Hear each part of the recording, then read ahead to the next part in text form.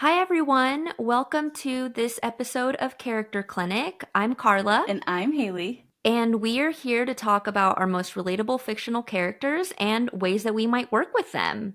So, I'm really excited for today's episode. We are going to be talking about Red, White, Royal, Blue. This is a really exciting episode because this is one of Haley's favorite media sources.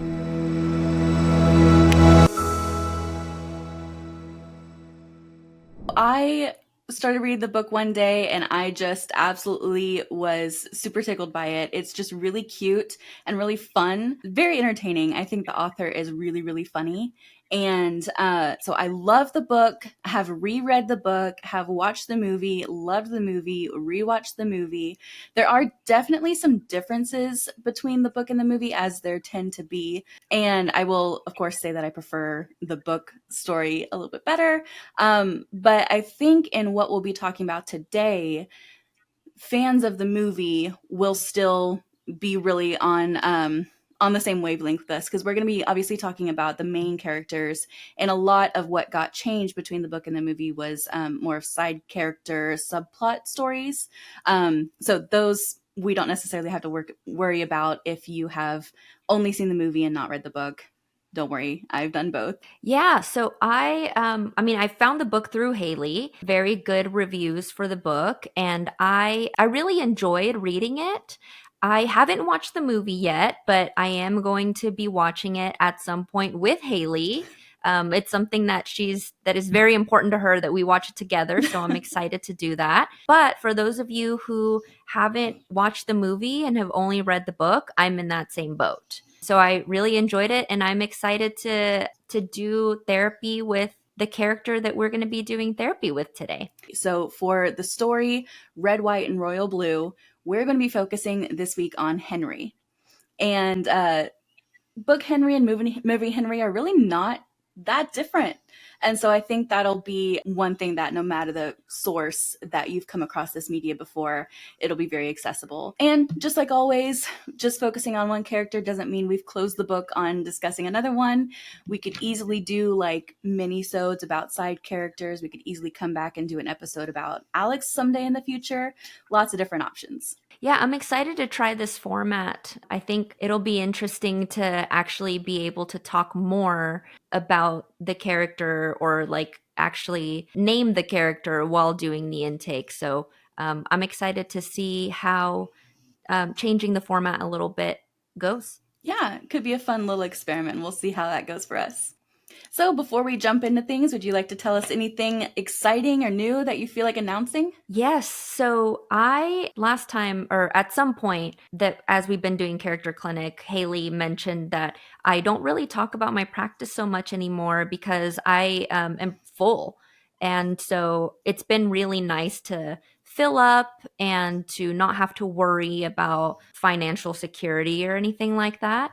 But with that said, I still get a lot of referrals for clients needing anxiety and OCD treatment. So I've decided to hire somebody, hire another counselor to join my practice. So that's something that I've been kind of doing this week is doing some interviews, talking to people who could be a good fit. And so it's a new experience and I'm excited to potentially bring someone on to the Layers Counseling Specialists team.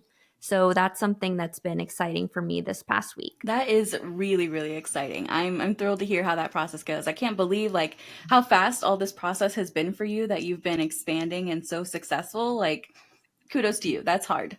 Thank you. Yeah, it's been pretty fun. Like there are parts of it that are difficult, but it's been a fun journey so far. So I hope it can continue to be fun.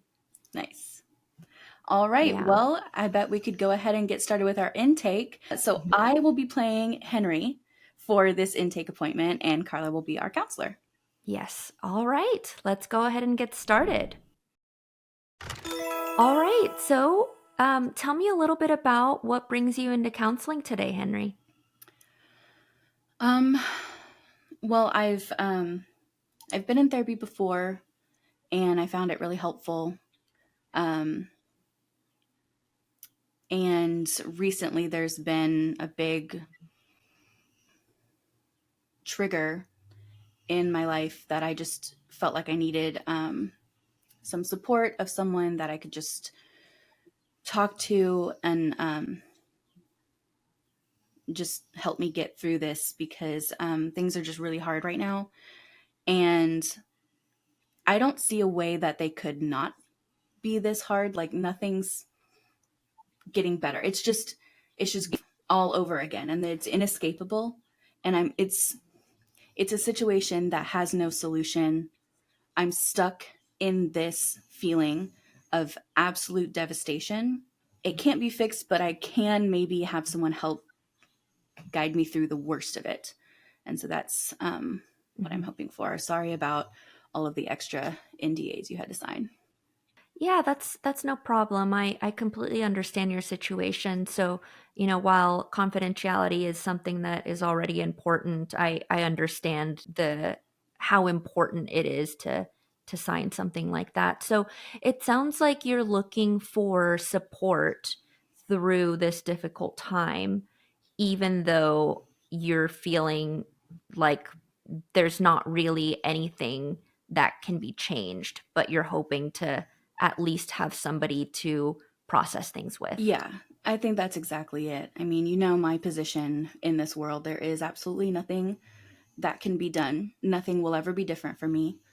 And so I have to resign myself successfully to the understanding of what is expected of me and what my life will be without trying for temporary exceptions because every time I do, it just leads to such devastation. And I can't keep doing this to myself. I need to just put aside what I want and stay focused on what I'm supposed to do.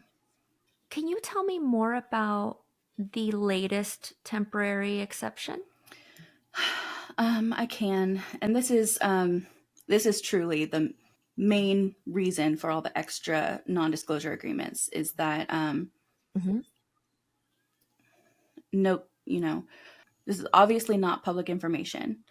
I am a public figure, but it would never be allowed that I could actually be who I am to the world. Very few people even know that I'm gay, and it can never get out. It can never get out. But recently, I met this guy several years ago, and it it was really shocking just how much I was instantly captivated. Sorry, this is very hard to talk about. Yeah. And it was fine because I could keep my distance, even though it hurt how much I wanted to be near him.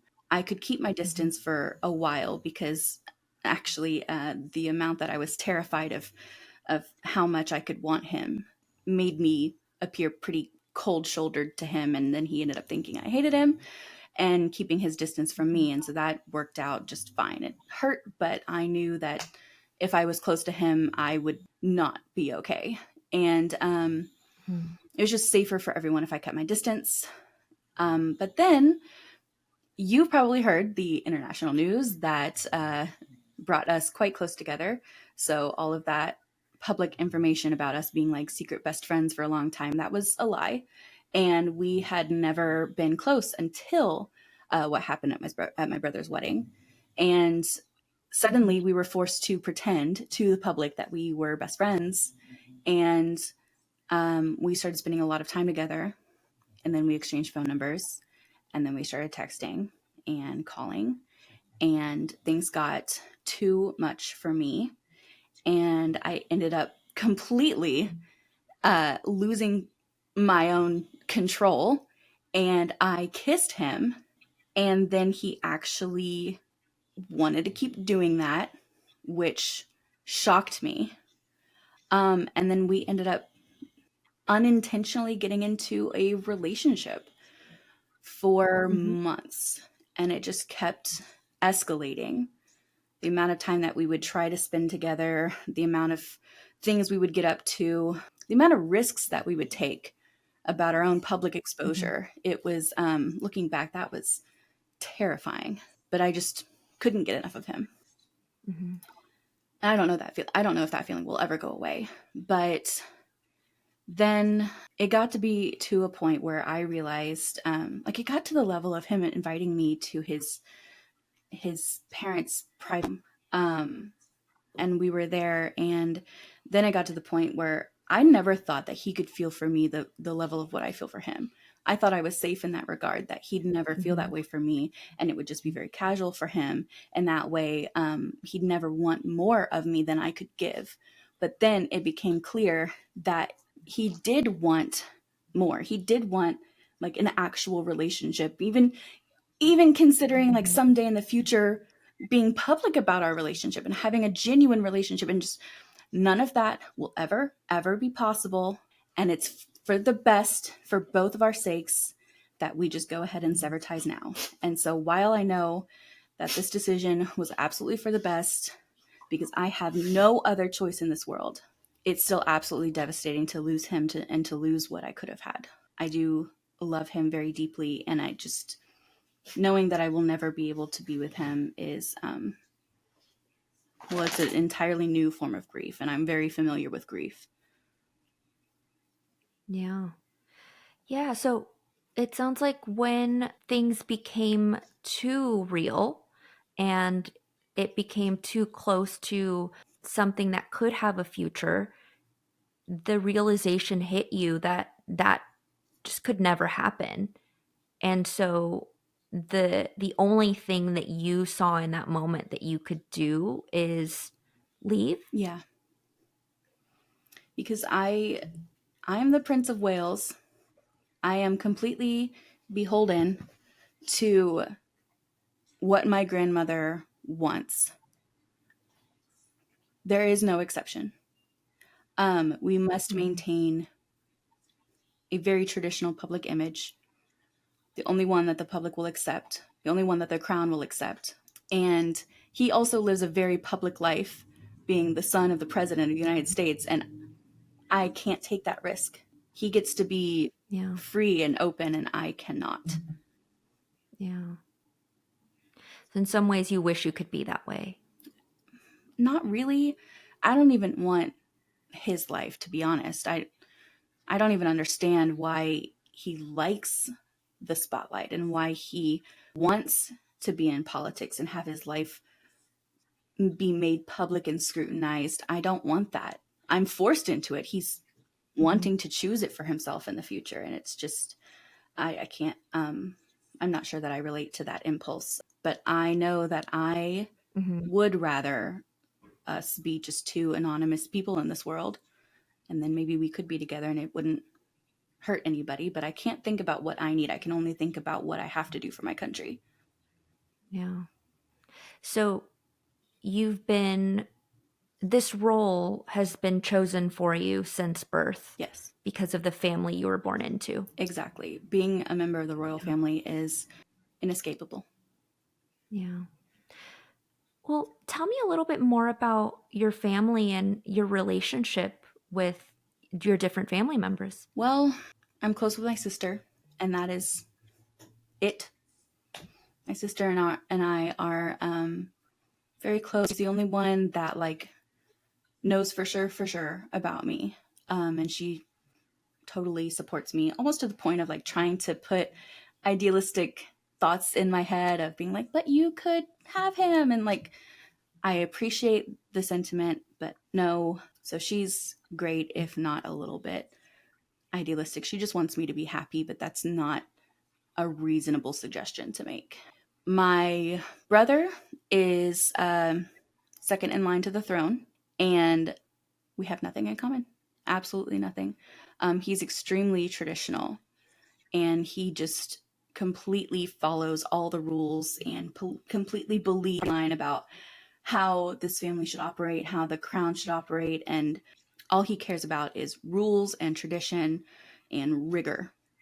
And we do not see eye to eye, and it's a problem. It's caused some clashing quite a lot. And then Hmm. my mother is just absent, just completely absent. She's presumably around, but after my father died about 5 years ago, She just completely self isolated, withdrew into herself, and we haven't really had her in our lives for real since then. My father is dead, and this is still a deep wound of significant grief that I carry with me every single day. And Yeah. my grandmother, uh, good. I'm so sorry. We're gonna have to stop.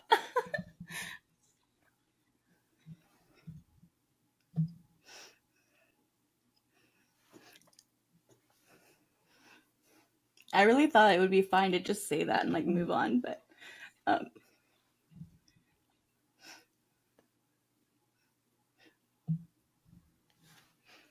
Yeah. Does it feel like it hits too close to home?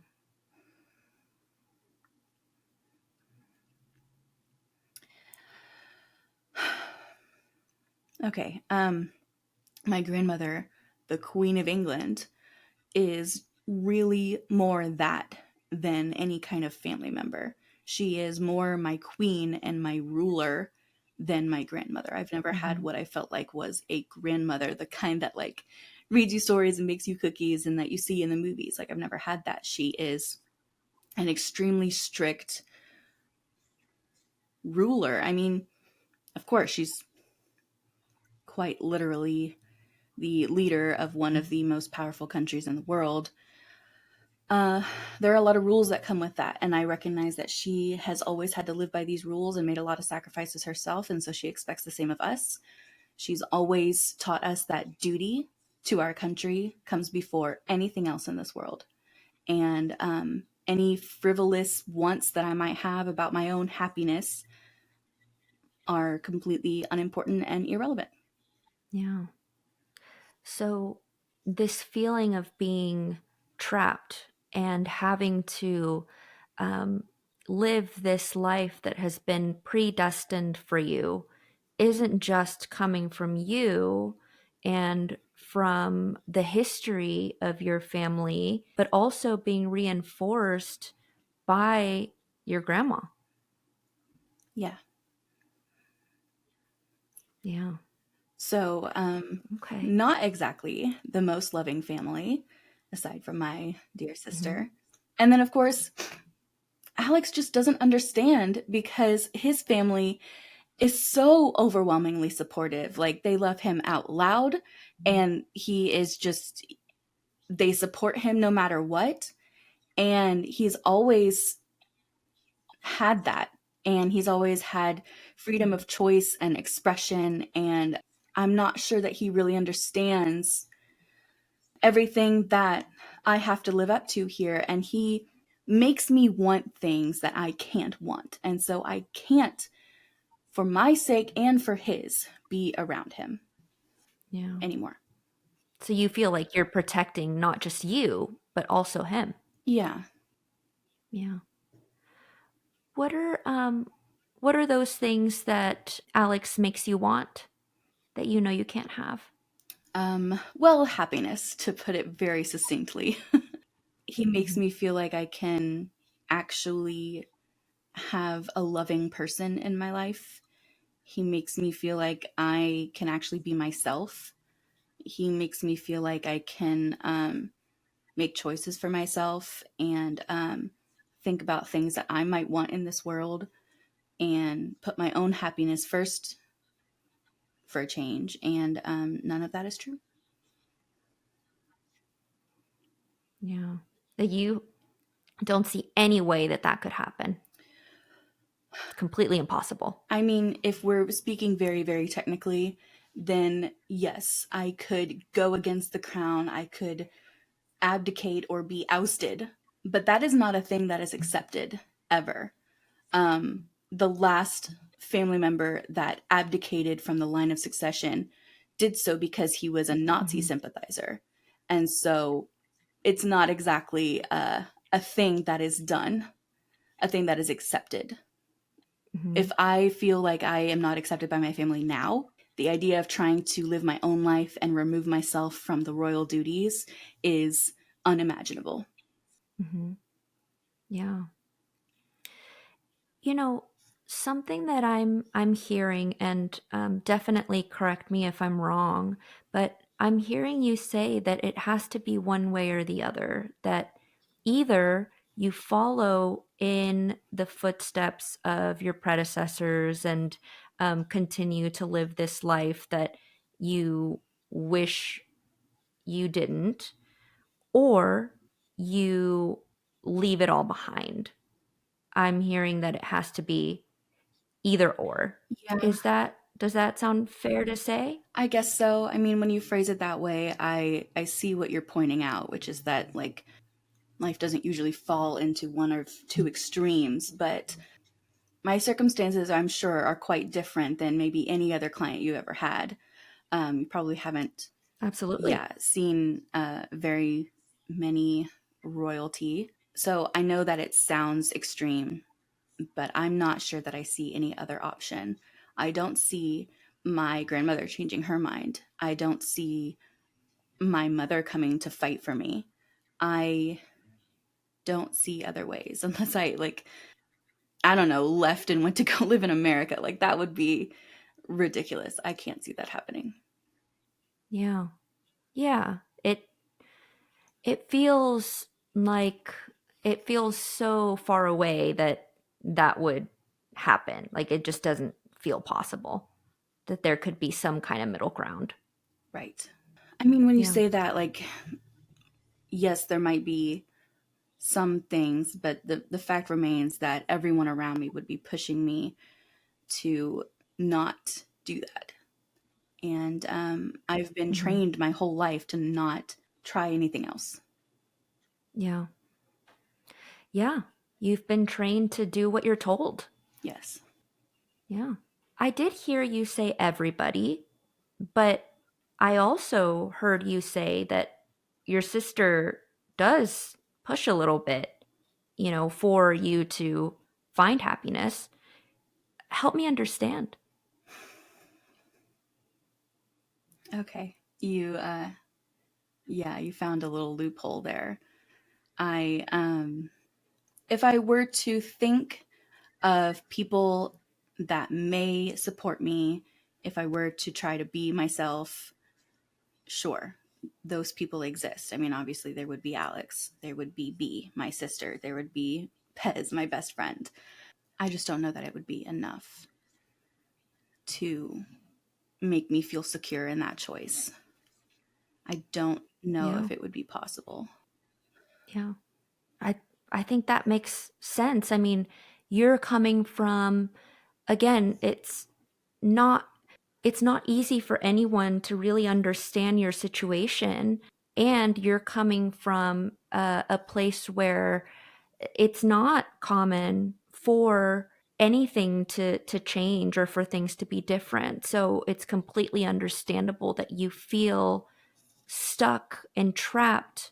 And at the same time, I'm also hearing like a little bit of light coming through, that maybe there are some people that would be supportive, and maybe it's not fully as black and white as I see it being right I now. guess that's possible. I guess I don't know, maybe I I did something very hurtful, which is that I really left Alex at the lake house without a word, and I have not contacted him since then. And he's been very actively reaching out to me to try and figure out what's wrong. And I know that that was hurtful. But given that he's still trying to reach out, maybe I could try the terrifying thing and actually have a conversation with him Hmm. and talk about expectations. I think that's the big thing, is just that his expectations are different than mine about where this can go. I think I could be willing to try and to talk about it with him and to make plans with him, but it would have to be something that would have to be very cautious and very slow, and something that I'd need a lot of patience for him from him on. And I guess I could at least talk to him and see. where he stands on that. Yeah. Yeah, it sounds like, it's important to give him the chance to make that decision rather than make it for him. Okay, that's fair. Yeah. I do tend to. You smiled. Yeah, I mean, you did call me out there for making the decision for him. I know that that's not fair. I do tend to do this. If something feels too hard, I just withdraw, I just isolate, I just back away, I just shut down because I've never been encouraged to actually accept the way that I feel about anything. And Mhm. I just run from it because I literally don't know how to face things when the feelings get to be too much. But I do know that that's not fair to him, especially he's literally calling me, texting me. That was him texting me just now. It's just he does want to have the conversation. I guess I owe him at least an explanation. And if there's something that can be arranged, if he's willing to be patient, maybe that could be something that we could discuss. Yeah. So, with all of that being said, I'm curious, when you came in today, it sounds like you were really just looking for support for something that was hopeless, or really more so looking for support to navigate and maybe continue to make the choice that you thought needed to be made. I'm curious, now that we've talked a little bit, what would you like to gain from counseling moving forward? Well, at the beginning, I was very scared to get my hopes up at all because I didn't think it would be possible to go anywhere with this. And so I didn't even want to consider taking any other option because if it didn't work, I didn't want to have to deal with that devastation. But you know what? I'm already devastated.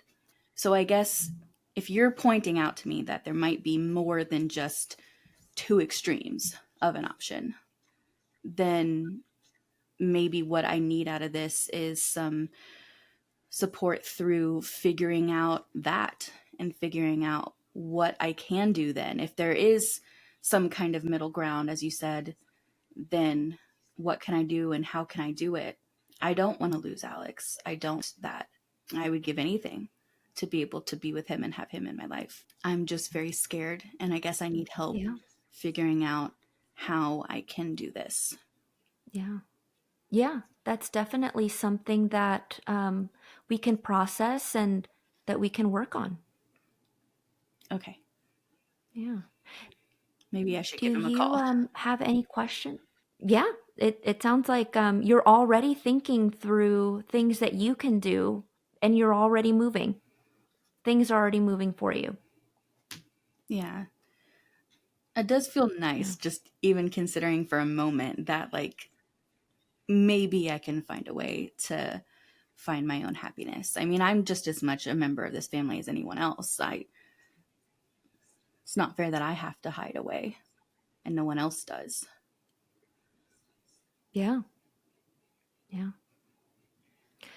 Okay, so do you have any questions for me before we finish today? I don't think so, but I might need to call and ask for an extra session if I call Alex and it doesn't go well. Yeah, that's completely understandable. And you can definitely call for an extra session. Thank you. All right. I will see you next week, unless I hear from you. Okay. All right. All right.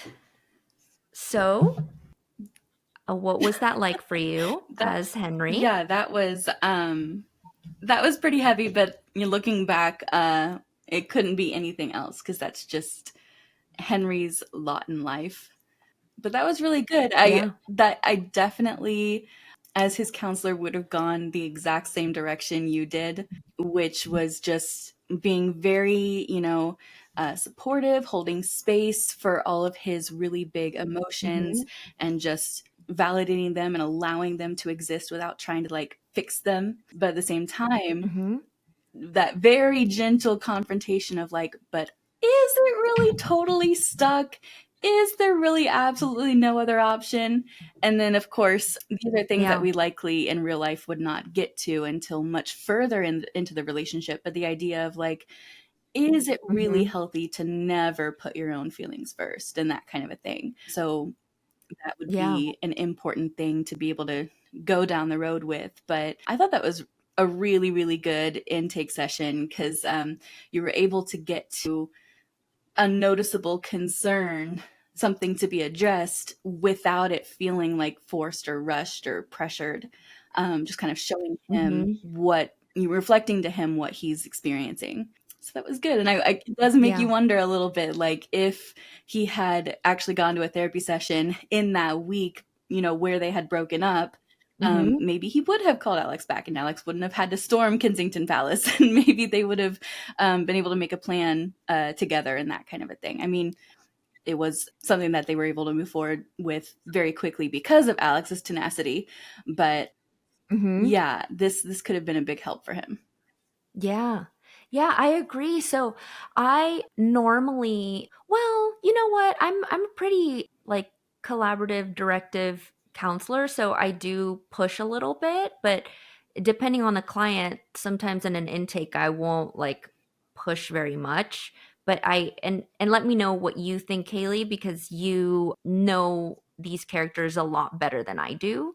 But I feel like Henry is someone who would be open to that different perspective, even early on. What do you I think? do think so. I think I could guess that he could even, like, while he says and while he's kind of convinced himself that it's true, that he has Mhm. resigned himself to his lot in life and that he is not trying to look for his own happiness any further. And he is like, okay, I've chosen duty.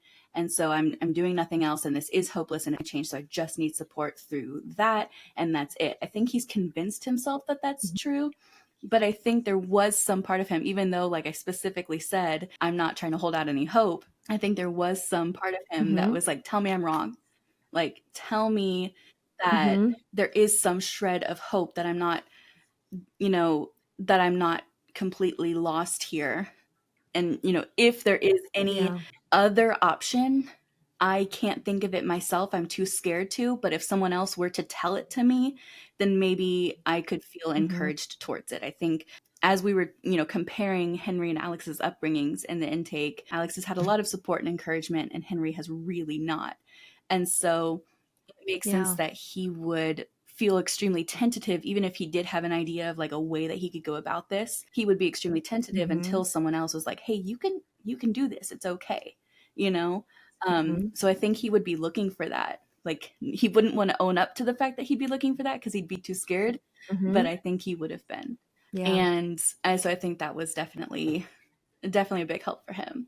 I tend to do the same. I tend Yeah. to, in an intake appointment, of course, we're focusing a lot on the information gathering, just getting to know the person's presenting Mhm. concern, their history, everything like that. And at the same time, we are starting the process of building that therapeutic relationship, which involves a lot of Mhm. reflection of what that person is going through and just validation and just kind of being there with them through what they're experiencing.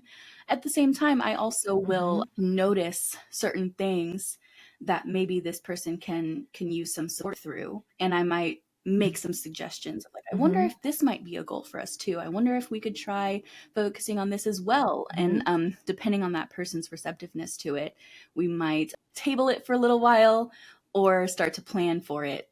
And I think Henry Mhm. could actually be receptive to it pretty early on. Whereas there certainly would be other people who would not. Yeah. Like, for instance, if we were to try and like deconstruct Philip's significant like adherence to duty, it would take Mhm. so long to earn enough trust to be able to be Yeah. like, do things have to be so? No, like that would take like months, just so long before he's even willing to hear any other suggestion because it's so ingrained in him. But Henry like wants the other option. Yeah. Mhm. Yeah, it's almost like he's asking for permission to be hopeful. Yes, I think that's a great way to describe that. Yeah, I've definitely seen something like that in clients before. And I think in the storyline, it still makes a lot of sense that that's the headspace that he's in because really truthfully, even though he did like Mhm. ghost Alex and he did try to break up with him and he did try to get away and he was like okay, I'm gonna let you, when Alex ended up storming Kensington Palace to go like argue with him, even Yeah. though he was very much like, okay, I'm gonna let you speak and then you have to leave, it didn't take that Mhm. much for him to finally be like, you know what, you're right. Like it really, if you look at it, not Yeah, he's like, "No, something. oh, no, we can't do Exactly. He's like, this." And then no, wait, Alex is like, stop. "We're doing it." And he's like, Yeah, "Okay." yeah. So it took like one big fight, and then he's like, okay, we can try this. I'm just gonna need you to be patient, you know? It was Mhm. because like all that time being with Alex before they got to the, very short breakup was Mhm. finally showing him a big change in like, hey, you can experience happiness. This is what that feels like. And now that you've gotten Mhm. a taste of it, of course you're going to want more of that. He's never let Yeah. himself consider that for himself for his whole life, and finally getting a taste of like some semblance of freedom and happiness and choosing a life for himself and getting to be himself in truth. Now that he's Mhm. experienced that even a little bit, he is not going to be so willing to let that go. It's a huge difference after experiencing a taste of that versus before he's ever known what that could feel like. Yeah, no, that makes complete sense. And something that me and Haley had talked about before a few weeks ago is just the fact that honestly, Henry didn't do the best job of breaking up with Alex anyway. Yeah. Like he was just like, okay, well, I'm gonna ghost you, and but didn't did it in like a nice way, like I really like you, but I have to go. If you really wanted to break up with him, he could have been like, "Well, I was just playing around with you anyway. Like, don't look for me. Yeah, this Bye. I do this all the time." it reminds Uh, me of Twilight New Moon when Edward also broke up with Bella specifically because he was mhm. like trying to protect her and he didn't really want to. But what he did was it was very, very effective Yeah. and thorough because he lied to her and was like, I don't really love you. This was all fake. Goodbye. And he's like very clear cut. This is Mhm. over. And for Henry to just be Yeah. like, I'm just gonna stop speaking for a moment. Like, no, Alex isn't gonna let that go. He's gonna be like, "Hello, what happened?" Yeah. And Alex doesn't even perceive it as a breakup because it's just like it's been less than a week that they haven't been communicating. And it hurt that like Yeah. Henry just left in the middle of their little vacation. But okay, and this is a little fun fact for if you have only seen the movie, they don't have this, but in the book, Henry leaves a note for him that very clearly communicates like I wish it didn't have to be this way. And so he gave him like Yeah. he Henry's like I'm going to leave and I'm going to slam the door closed on our relationship, and then he comes back and opens the door a crack and sneaks away. He's like come find me. Yeah, well, it's the same thing kind of in therapy where he's like, I don't see any other option. This is how it has to be. And then you're like, but help me understand. And he's like, okay, Yeah. yeah, I Very can see much. what you mean. Yeah, he's like trying to convince himself, and he's like, "You're gonna tell me I'm wrong, right? Please tell me I'm wrong." Yeah. Yeah, that's exactly how I saw him in therapy too. One of my favorite moments of the intake was so my phone went off and Haley was like, "That's Alex calling me right now." That was so funny. That was so I really quick. thought you were I gonna love start that. laughing, and then you didn't. I was like, "Did I just imagine hearing that, and it's gonna make no sense?" No, I almost started laughing and I was like, "Okay, Haley's not laughing, so I'm just gonna try and, you know." It was almost a Draco Malfoy moment. Yeah, yeah, that was good though. I'm so glad we could keep that in. That was hilarious. Yeah. But yeah, I Yeah, think. so, Sorry, go ahead. I'm curious. Oh, I was just gonna say that I'm curious how, like how you would work with Henry in therapy. I think it would look a lot like exactly what you did. I think person centered therapy would be the best approach for him because he does have, like, as we were Mhm. talking about, he does already kind of have this idea in his head now of like maybe things could be different. Maybe I actually can potentially try to pursue a life that fits for me, that kind of a thing. Mhm. And so he's already come in quite ready to potentially navigate change. Mhm. This would be a really different story if it was like at the very beginning of the book where that he has not started a relationship with Alex yet and he has no taste of happiness or freedom, and so he's not going to be open to any change because he's not going to expect that it's possible. But Mhm.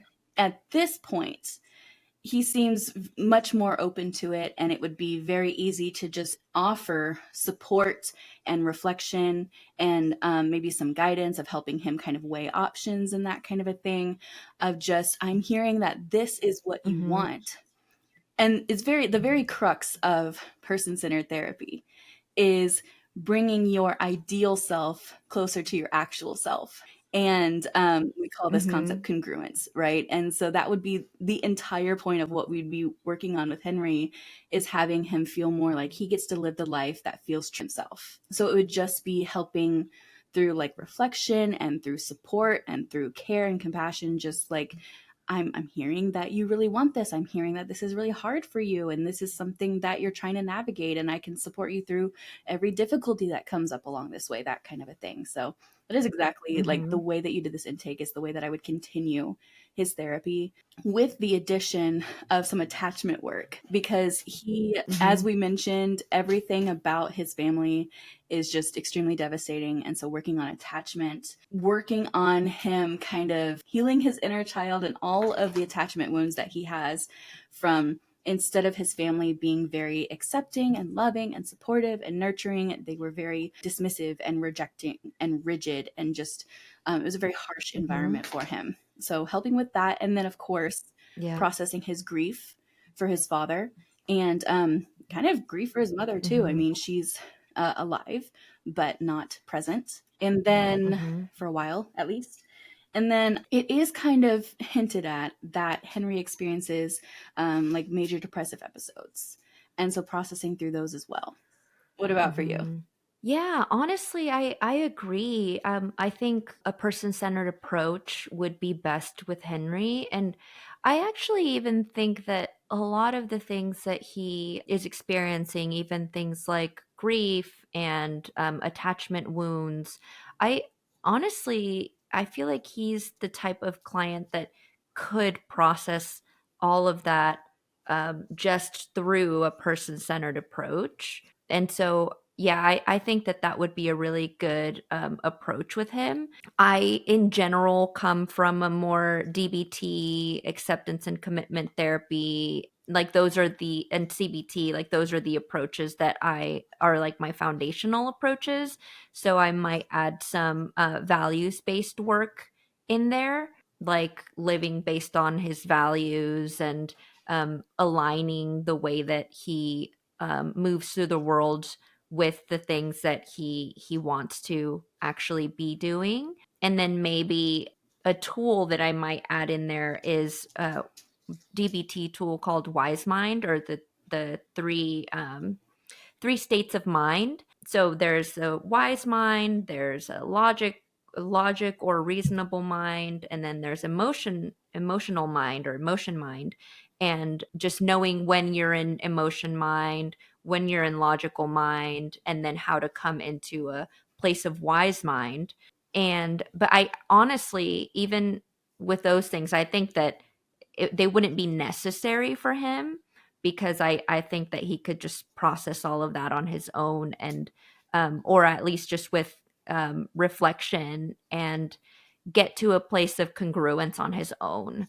So those are some of the tools that I might incorporate, but I don't think that they would be necessary. Yeah, I agree. I think they could be really helpful in like supporting arguments to, if he does come up to points where there's kind of a wall where he's like, no, no, no, this can't be. I can't do this. And then you're like, let's look at some things that can help open up additional perspectives. I think there's definitely space Mhm. for some of those tools to be brought in along the way when we start to get to stuck points. But yeah, overall, especially the point that we picked to do this intake at, he's starting to be very open to Mhm. change. And it is truly like very much because of Alex, because he got to experience Mhm. something that felt warm and loving and supportive and happy.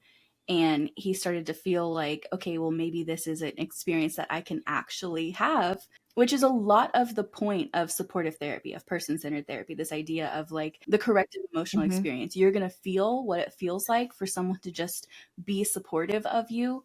And that is going to give you the freedom to grow and take risks and feel more confident in yourself.